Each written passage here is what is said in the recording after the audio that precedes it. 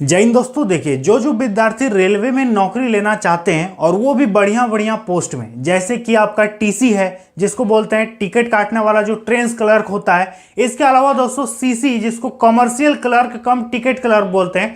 तो इस प्रकार से रेलवे में ऑफिस वाला कई प्रकार का नया वैकेंसी निकल के आ रहा है, तो इसके बारे में हम आपको जानकारी देंगे। ये जो भर्ती है दोस्तों, ये निकल रहा है एनटीपीसी के द्वारा। रेलवे में दोस्तों बहुत तरह का वैकेंसी होता है, जैसे कि ग्रुप डी का अलग है, टेक्निकल पोस्ट अलग है ना, इंजीनियरिंग डिपार्टमेंट अलग है। तो कुछ कुछ ऐसे पोस्ट हैं जो कि नॉन टेक्निकल है, जो कि ऑफिस वाला है, जैसे कि टिकट काटना, कॉमर्शियल टिकट क्लर्क। तो तमाम प्रकार का नया पोस्ट निकल के आ रहा है, तो इसके बारे में आपको वीडियो में बताएंगे। वीडियो को लास्ट तक देखिएगा। और दोस्तों, इस फॉर्म को भर करके आप बढ़िया से बढ़िया नौकरी ले सकते हैं, लेकिन आपको तैयारी में फोकस करना होगा। अभी से आपको प्रिपरेशन चालू कर देना होगा। तो देखिए दोस्तों, हम आपको बढ़िया समझाएंगे। देखिए, सबसे पहले रेलवे आरआरबी एनटीपीसी वैकेंसी 2025 का हम बात कर रहे हैं। एनटीपीसी का मतलब होता है नॉन टेक्निकल पॉपुलर कैटेगरीज। ठीक है, आपको सिलेबस समझना पड़ेगा दोस्तों। अब यदि आपको सिलेबस नहीं पता होगा तो आप इंग्लिश पढ़ना शुरू कर दीजिएगा, जो कि एकदम बेकार है, क्योंकि रेलवे में इंग्लिश कभी नहीं पूछता है। तो दोस्तों, सिलेबस को बढ़िया से समझ लीजिएगा, इसके बाद ही आप तैयारी को शुरू कीजिएगा। तो देखिए दोस्तों, सबसे पहले बात करेंगे कि इसका विभाग क्या है। तो ये हो गया आरआरबी एनटीपीसी। ठीक है, रेलवे में भी बहुत सारा विभाग है अंदर में, तो ये समझना जरूरी है। पोस्ट की बात करेंगे दोस्तों, कौन कौन सा पोस्ट रहेगा इस पे। तो देखिए, हम आज बात करेंगे मेनली 12th लेवल पोस्ट के बारे में। ठीक है, एनटीपीसी का जो वैकेंसी होता है, इस पे दो तरह का पोस्ट होता है। एक होता है अंडर ग्रेजुएट, मतलब ग्रेजुएट के भीतर, ठीक है, जो कि मतलब 12th लेवल पर है। इसके बाद एक होता है ग्रेजुएशन लेवल पर। तो आज हम आपको बताएंगे अंडर ग्रेजुएट के बारे में, ठीक है, इंटर पास के बारे में।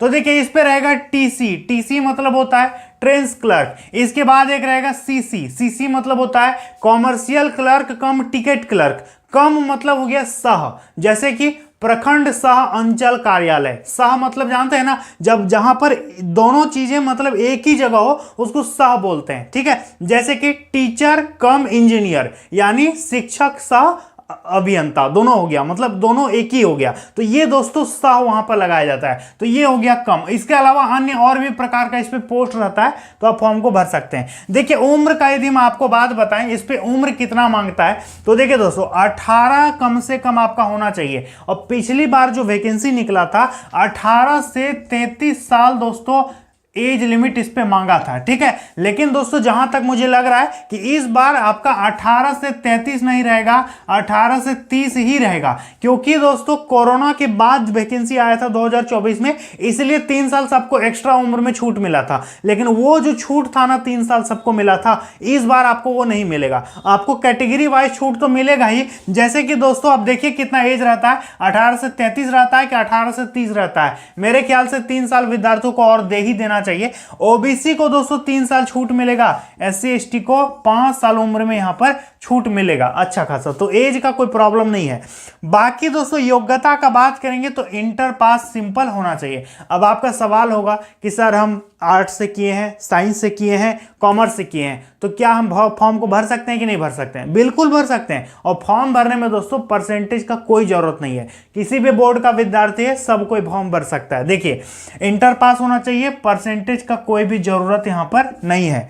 फी का बात करेंगे, रेलवे में दोस्तों कितना फी लगता है आपको पता है? देखिए, जनरल, ओबीसी, ईडब्ल्यूएस 500 फी लगता है रेलवे में। ठीक है, इन सभी कैटेगरी का। इसके अलावा एससी एसटी और महिलाओं का इस पे 250 फी लगता है। और रेलवे का एक नियम है दोस्तों कि यदि आप इस एग्जाम में बैठ जाते हैं तो फिर आपका पैसा जो है बाद में वापस भी मिल जाता है, रिफंड कर देती है रेलवे। कितना? 500 में से 400 रिफंड होता है और 250 का 250 आपका रिफंड हो जाता है। पिछली बार दोस्तों रेलवे का बहुत तरह का फॉर्म भरा है, आपने देखा होगा, तो आप मुझे कमेंट में बताइएगा कि कितने लोगों का फी रिफंड होता है, या फिर दोस्तों आपको क्या प्रॉब्लम हो रहा है। बहुत सारे लोग मुझे कमेंट करते हैं कि सर हम तो एग्जाम दे दिए लेकिन मेरा अभी तक नहीं आया।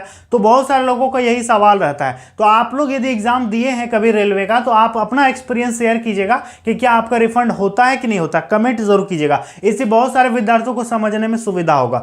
तो देखिए दोस्तों, बात करेंगे कि सिलेक्शन का प्रक्रिया, इसका चयन का जो प्रक्रिया है वो क्या रहेगा। तो समझिए, रेलवे एनटीपीसी में टीसी और सीसी बनने के लिए आपको 3 प्रोसेस फॉलो करना होगा। Process number 1 CBT 1, process number 2 CBT 2, process number 3 DV और टाइपिंग। लेकिन ये टाइपिंग जो है सभी पोस्ट में नहीं होगा, टाइपिंग कुछ कुछ पोस्ट में होगा, सारा पोस्ट में टाइपिंग नहीं है। यदि आप टाइपिंग वाला पोस्ट भरिएगा तो आपको टाइपिंग देना होगा, और यदि आप टाइपिंग वाला पोस्ट नहीं भरेंगे तो आपको टाइपिंग के लिए नहीं बुलाएगा, आपको केवल CBT 1 और CBT 2 देना होगा और फिर एग्जाम हो जाएगा। बहुत सारे विद्यार्थियों को हम अभी देखते हैं कमेंट वो लोग करते हैं, मतलब किसी को पता नहीं होता है, लोग पूछते हैं कि सर पीटी क्या है, मेंस क्या है, CBT 1 क्या है, CBT 2 क्या है, टीयर 1 टीयर 2 ये सब क्या होता है। तो ध्यान से समझ लीजिए, कोई भी सरकारी नौकरी का फॉर्म भरते हैं ना तो उस पर जो परीक्षा लिया जाता है, तो कोई कोई वैकेंसी में एक परीक्षा होता है, कोई कोई वैकेंसी में 2 परीक्षा होता है। तो जहां पर 2 परीक्षा है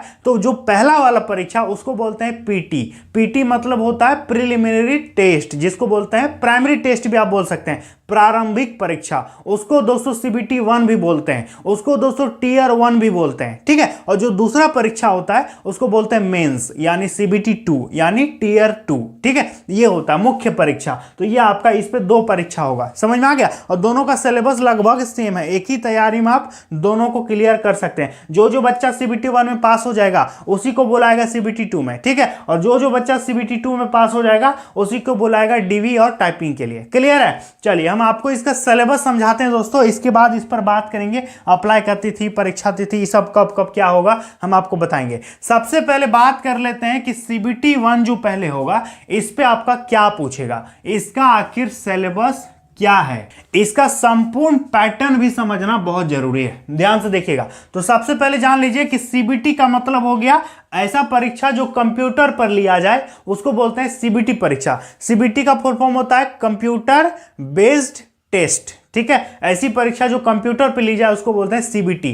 तो CBT 1 यानी पहला जो CBT होगा ये ऑनलाइन परीक्षा होगी आपका, आपको सेंटर पे जाके एग्जाम देना होगा। मैंने बहुत सारे लड़कियों का कमेंट देखा है, वो कमेंट करती है कि सर मेरे पास कंप्यूटर नहीं है तो हम कैसे परीक्षा देंगे। आपको पास कंप्यूटर होना जरूरी नहीं है, आपको सेंटर में जाना होगा, वहां पर हजारों कंप्यूटर होता है, कोई एक कंप्यूटर आपको दे देगा, आपको एग्जाम दे करके फिर आ जाना है ना। तो कंप्यूटर की कोई यहाँ पर जरूरत नहीं है। देखिए CBT 1 जो होगा 100 क्वेश्चन इस पे पूछेगा। CBT 1 में 100 क्वेश्चन, प्रत्येक क्वेश्चन रहेगा 1-1 नंबर, तो कितना हो गया 100 मार्क्स। 100 क्वेश्चन 100 नंबर, 1.5 घंटा आपको समय मिलता है, 90 मिनट का टाइम मिलता है। और माइनस मार्किंग आप पूछेंगे कि रहता है कि नहीं रहता है, तो बिल्कुल रहता है। 1/3 का नेगेटिव मार्किंग रहता है, यानी 1/3।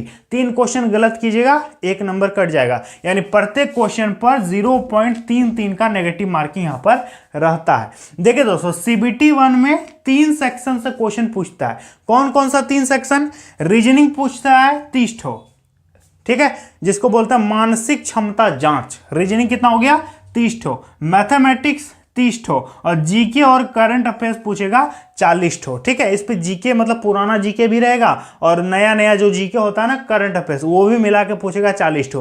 तो 30 और 30 60 हो गया, और 40 कितना हो गया 100 क्वेश्चन, 100 नंबर हो गया। और हाँ दोस्तों ये सारा आपका 10th 12th लेवल का क्वेश्चन पूछता है। आप प्रीवियस ईयर का क्वेश्चन देखेंगे ना तभी आपको अंदाजा लगेगा कि किस तरह का क्वेश्चन इस पे एक्चुअली पूछा जाता है। तो ये हो गया CBT 1 का सिलेबस। इसको समझने में यदि आपको कोई प्रॉब्लम है तो आप मुझे बताइए, कमेंट जरूर कीजिएगा। अब देखिए जो बच्चा CBT 1 पास कर जाएगा उसको बुलाएगा CBT 2 के लिए।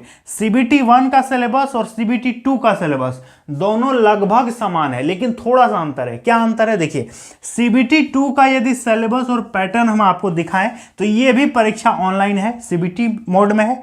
इस पे 120 क्वेश्चन पूछेगा। कितना क्वेश्चन पूछेगा? 120। देखिए यहां पर 100 क्वेश्चन था, यहां पर 120 क्वेश्चन हो गया, 120 मार्क्स हो गया, प्रत्येक क्वेश्चन 1-1 नंबर, तो 120 क्वेश्चन 120 नंबर। लेकिन समय दोस्तों उतना ही मिलेगा, 90 मिनट। देखिए तो यहां भी 90 मिनट था, यहां भी 90 मिनट है। इसका मतलब ये टेस्ट कर रहा है कि आप कम टाइम में ज्यादा क्वेश्चन बना पाते हैं कि नहीं। यहां पर 90 मिनट में 100 क्वेश्चन बोल रहा था बनाने, और यहां पर 90 मिनट में बोल रहा है 120 क्वेश्चन। तो यहां पर स्पीड ज्यादा होना चाहिए आपको प्रैक्टिस ज्यादा करना पड़ेगा, क्योंकि उतने टाइम में यहां पर ज्यादा क्वेश्चन दे रहा है। यहां पर टाइम इसको बढ़ाना था लेकिन टाइम तो उतना ही दे रहा है, और इस पे भी नेगेटिव मार्किंग 1/3 का रहेगा। समझ में आ गया?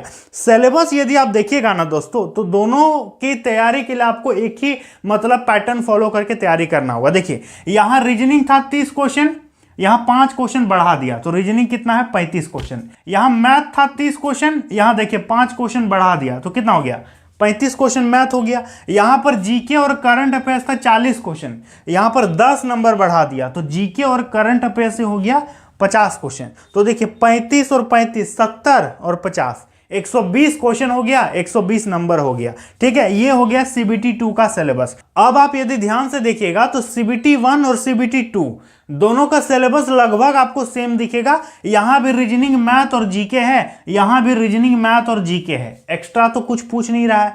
बाकी जीके में थोड़ा थोड़ा साइंस ये पूछता है। ठीक है, इस चीज को आप नोट कीजिएगा कि जीके का जो क्वेश्चन है उस पर साइंस भी कभी कभी पूछता है थोड़ा बहुत क्वेश्चन। अब पूछ दिया कि जल का पीएच मान कितना होता है, तो ये जीके भी है और साइंस भी है। आप लोग बताइए कि यदि किसी विलयन का पीएच मान 7 से कम है तो वो क्या होगा, अम्लीय होगा या क्षारीय होगा? आप कमेंट जरूर कीजिएगा, देखते हैं कितने विद्यार्थी पढ़ते हैं या फिर ऐसे ही कमेंट करते हैं। कमेंट जरूर कीजिए। यदि किसी विलयन का पीएच मान 7 से कम है तो वो क्या है, एसिडिक है या बेस है, मतलब अम्ल है या क्षार है? कमेंट जरूर कीजिएगा। तो सिलेबस समझ में आया? इस पर इंग्लिश नहीं पूछता है, देख लो। बहुत सारे विद्यार्थी कंफ्यूजन में रहते हैं कि सर रेलवे में इंग्लिश पूछता है क्या, तो इंग्लिश इस पे नहीं आता है। तो इतना आसान सिलेबस है, आप आसानी से क्लियर कर सकते हो। लेकिन एक चीज नोट कीजिएगा कि यदि कोई चीज आसान है तो वो सबके लिए आसान है, इसका मतलब वो आसान नहीं है, वो हार्ड है। इसको समझना जरूरी है। ठीक है, देखिए अब हम आपको बताते हैं कि अप्लाई का तिथि क्या है, कब ये फॉर्म भराएगा। तो देखिए दोस्तों, अब बात करते हैं कि फॉर्म भरने का डेट क्या है। तो ध्यान दीजिएगा, ये जो फॉर्म है, पिछली बार जब ये फॉर्म निकाला गया था तो सितंबर के महीने में दोस्तों इसका फॉर्म जारी हुआ था। तो रेलवे दोस्तों अब अपने कैलेंडर के हिसाब से आपको पता है कि काम कर रही है। रेलवे ने कहा है कि हर साल हम भर्ती देंगे, भले थोड़ा थोड़ा ही भर्ती देंगे, लेकिन हर साल वैकेंसी अब आपका अप्लाई होगा। तो ये भी वैकेंसी दोस्तों आपका मान के चलिए कि लगभग अक्टूबर तक आपका फॉर्म संभावित है कि आ जाए। यदि अक्टूबर में नहीं आया तो नवंबर में तो का आ सकता है। ठीक है, ये दोस्तों हम आपको अप्लाई डेट बता रहे हैं। तो अप्लाई तो होगा फॉर्म, ये तो क्लियर है। जैसे एसएससी का पता है सबको कि जीडी का फॉर्म आता है, एमटीएस का फॉर्म आता है, उसी तरह से दोस्तों रेलवे भी अब हो गया है। सबको पता है कि ग्रुप डी आएगा, एनटीपीसी आएगा, लेकिन अब नजदीक आ गया है, अब इसका फॉर्म आपको देखने को मिल जाएगा। तो अभी से आपको ढील ढाल नहीं करना है, प्रिपरेशन एकदम शुरू कर देना है, क्योंकि अप्लाई तिथि इसका मान के चलिए कि 30 से 40 दिन में कभी भी इसका फॉर्म शुरू हो सकता है और मतलब विज्ञापन जारी हो जाएगा। तो हम आपको बता देंगे।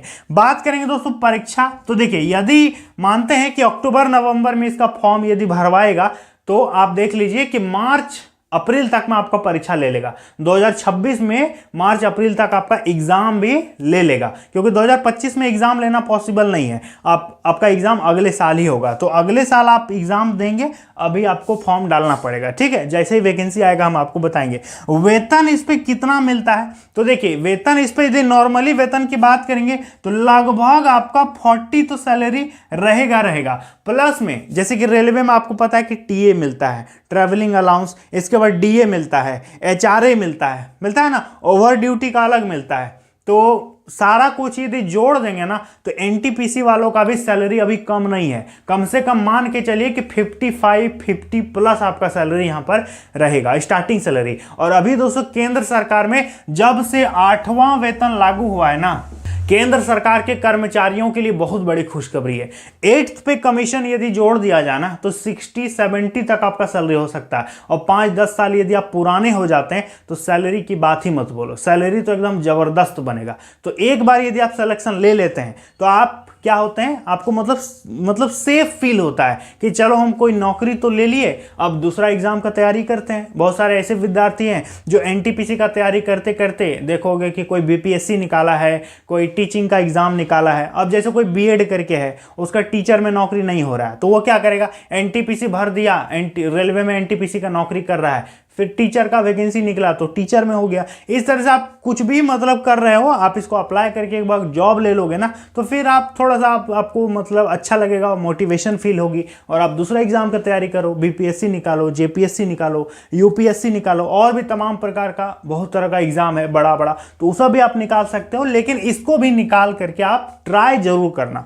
देखो इस पे बात करेंगे जॉब प्रोफाइल आखिर क्या रहता है, ध्यान से समझिए। तो देखिए जॉब प्रोफाइल का बात करेंगे तो जॉब प्रोफाइल का मतलब होता है इस पे आपको काम क्या करना पड़ेगा। तो इंटर पास वालों के लिए इस पे मेनली पोस्ट होता है टीसी और सीसी। ठीक है, इस तरह से और भी कुछ कुछ पोस्ट होता है, लेकिन विद्यार्थी सबसे ज्यादा यही दो पोस्ट को पसंद करते हैं। टीसी का मतलब होता है ट्रेन्स क्लर्क, इसके बाद आपका होता है सीसी मतलब commercial clerk cum ticket clerk. इसका काम ये होता है कि जैसे कि आपने टिकट काउंटर में देखा होगा, जो इसका मतलब ये होता है कि जैसे टिकट काउंटर में आप जाते हैं कि यहाँ का टिकट हमको दीजिए, तो बहुत सारे टिकट काउंटर होता है ना स्टेशन पे, तो जो टिकट काट के आपको दे रहा है वही है टीसी। ठीक है, तो टीसी काफी बढ़िया पोस्ट होता है और 8 घंटे की आपको ड्यूटी होता है ना, और सप्ताह में 1 दिन छुट्टी भी आपको मिलता है। और commercial clerk cum ticket clerk, इसका काम ये होता है कि रेलवे में जितने भी कॉमर्शियल चीजें होती हैं, अब जैसे कि सामान आ रहा है, जैसे कि आप देखे होंगे कि हर ट्रेन में एक कॉमर्शियल बोगी अलग से होता है जिसपे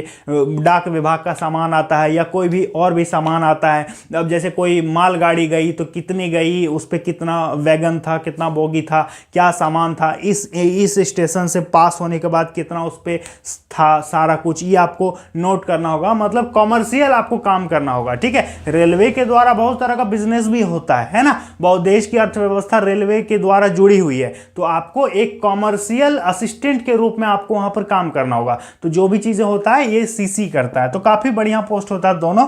इसके बाद परीक्षा सेंटर इस पे कहां मिलता है, बहुत सारे लोग बोलते हैं, तो देखो परीक्षा सेंटर जो है ना, जहां भी आप रहते हो आपके नजदीकी शहर में आपको परीक्षा सेंटर मिलेगा। अब ऐसा नहीं कि पूरा नजदीक मिल जाएगा, परीक्षा सेंटर वही मिलता है जहां पर सीबीटी एग्जाम कराने का सेंटर है। ठीक है, जहां पर जैसे कि आयोन डिजिटल है या फिर टीसीएस है या फिर जो भी एग्जाम कंडक्टिंग बॉडी है, एग्जाम जो कंडक्ट करवाता है, जो एजेंसी है, तो हर शहर में ये सुविधा अवेलेबल नहीं है। कुछ कुछ शहर हैं जहां पर सेंटर मिलता है, और यूजुअली ये देखा गया है कि एक विद्यार्थी को ज्यादा दूर नहीं भेजा जाता है। आप जिस आरआरबी से फॉर्म को डालोगे ना, लगभग उसी आरआरबी के अंडर में आपको सेंटर मिलेगा और नजदीक ही सेंटर मिलता है, ज्यादा दूर नहीं दिया जाता है। और एससी एसटी जितने भी विद्यार्थी होते हैं उनको ट्रैवल पास भी मिलता है, मतलब रेलवे के द्वारा फॉर्म भरोगे ना, आप जब अप्लाई करोगे तो तभी जब एडमिट कार्ड आएगा तो आपका एक और चीज आएगा, ट्रैवल पास, जिसपे आपका टिकट का किराया जो वगैरह वगैरह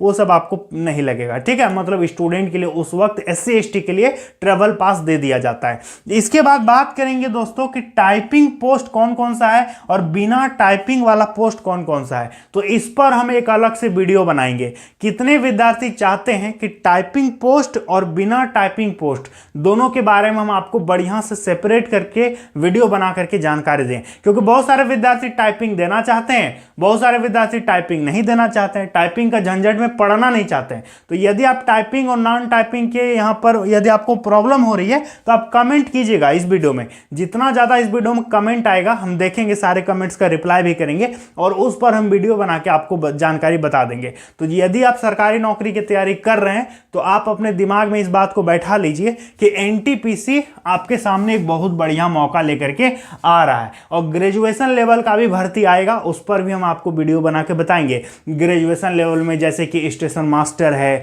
या फिर गुड्स गार्ड होता है, तो ये सब तमाम प्रकार का पोस्ट है, उस सब के बारे में भी हम वीडियो बना के आपको बता देंगे। और एक जरूरी बात दोस्तों आपको हम बोलना चाहेंगे कि अभी 15 सितंबर से, ध्यान से नोट कीजिए, 15 सितंबर से एक फॉर्म रेलवे में शुरू हो रहा है जो कि है सेक्शन कंट्रोलर पोस्ट के लिए। 368 वैकेंसी निकला है। 15 तारीख से फॉर्म शुरू होगा, 15 सितंबर से, और चलेगा 14 अक्टूबर तक। तो आप एकदम याद करके फॉर्म को भर दीजिएगा। इसके ऊपर हम वीडियो बना दिए हैं कि कौन कौन भर सकता है, कौन नहीं भर सकता है, क्या एज है, क्या सैलरी, सिलेबस, पूरा प्रक्रिया हम सब कुछ समझा दिए हैं।